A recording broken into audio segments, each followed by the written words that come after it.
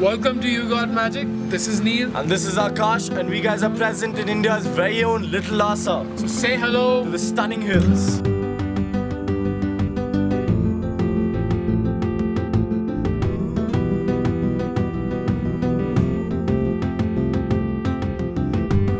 So for most of you, a trip to Mcleodganj would probably be with your family and friends in the back seat. And of course the fun packs you keep in your trunk. That too. But the person we're here to meet, it meant a lot more than that. Yes, this man covered his journey from Lhasa to Little Lhasa in less than 28 days on foot. 28 days. Are we here for trekking lessons?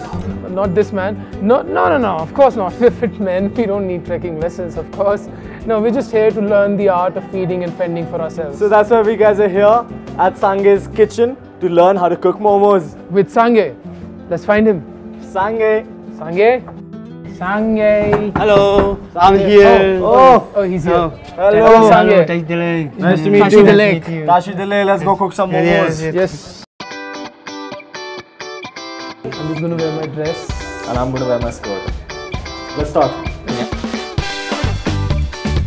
First we make momo dough. You need to knead the dough.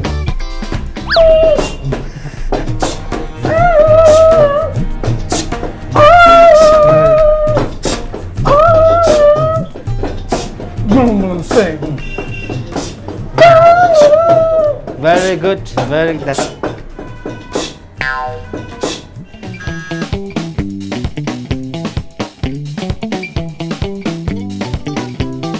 Now we make a momo filling here. But you've got to be really careful while you're putting it inside because you don't want to hurt a momo's feelings. Yes, momo fillings. That's Alright, so the good looking ones are Sange's, the average looking ones are mine, and the bad looking ones are his. Basically, the creative ones are mine. And this is Mo.